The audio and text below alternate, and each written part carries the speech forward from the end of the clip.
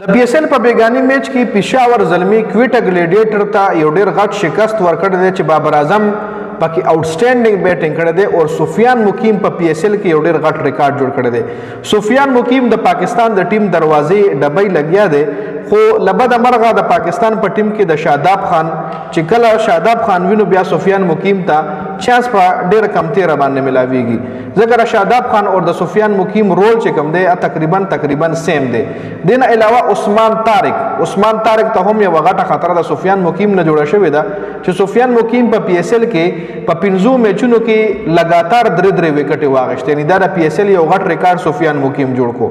خیر بیګا چې د کوئٹہ گلیډیئٹر او د پشاورزلمی کوم میچ شوی دی په هغه باندې ډیټیل سره خبره کوم، مکمل سکورکارډ در سره هم شریک کوم او هغه نه پس پتا تاسو کمنټ لازمی کوئ. کوئٹہ گلیډیئٹر پشاورزلمی په پوینټ ټیبل کې په ټاپ نمبر باندې دی او دا ځل پشاورزلمی په پی ایس ایل کې ان بیټیبل دی، تر اوسه پورې پشاورزلمی ته لا چا شکست نه دی ورکړی. خیر سکورکارډ طرف ته راځو، تاسو په سکرین باندې سکورکارډ کاری لومړنی بیټینګ کوئٹہ گلیډیئٹر کړی دی چې 154 رنزونه جوړ کړي په 20 اورونو کې. 154 رنزونه ډیر کم سکور دی په داسې فلیټ وکټ باندې، د بیټینګ په وکټ باندې 154 رنزونه کوئٹہ گلیډیئٹر کم جوړ کړي دي. احسان علي 3 بال 4، احسان علي ته لومړنی موقع ملو شو، احسان علي دا موقع کمپلیټلی کیش کول پکارو، اوپننګ دوره ناکامه شوی سو. شکیل کیپټن 13 بال 14 رنزونه جوړ کړي دي، رایل رسو 18 بال 26، ورپسې حسن نواز 35 بال 37 رنزونه. حسن نواز ډیر کم سټرایک ریټ سره بیټینګ کړی دی. کریډټ چې کوم دی ټول د پشاورزلمی بالرانو ته چې خپل بالینګ کړو. شامل حسین 10 بال 12، خواجہ نافع 13 بال 20، ٹام کورن 10 بال 15، جانداد خان 7 بال 6، الزاری جوزف 4 بال 6، ابرار 6 بال 3، عثمان طارق 2 بال 1. یعنی دا سه خاص بیټینګ کوئٹہ گلیډیئٹر سره چانه دی کړي. کوئٹہ گلیډیئٹر سره هائی سکور حسن نواز جوړ کړي 37 رنزونه، خو هغه هم په 35 بالونو باندې جوړ کړي دي، یعنی ډیر کم سټرایک ریټ سره بیټینګ کړي دي.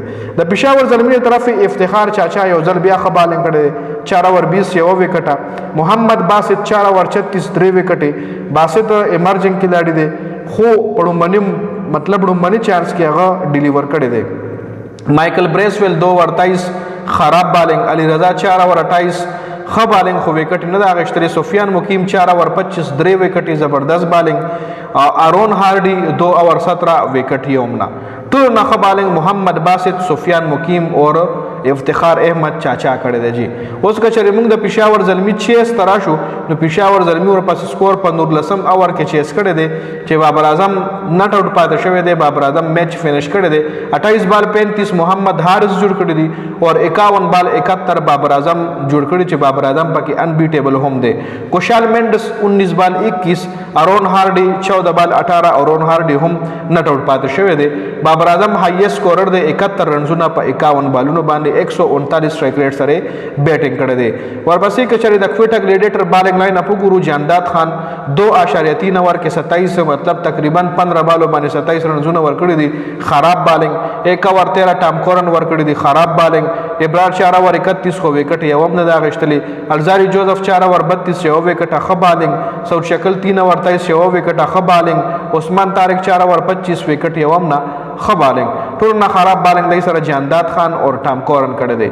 نور د کوئٹہ گلیډیئٹر بالنګ هم خو ځکه 154 رنزونه ډیفینډ کولو پسې کوئٹہ گلیډیئٹر هم 19 اور کړی دی، یعنی په 19 اور کې پشاورزلمی دا سکور چیس کړی دی.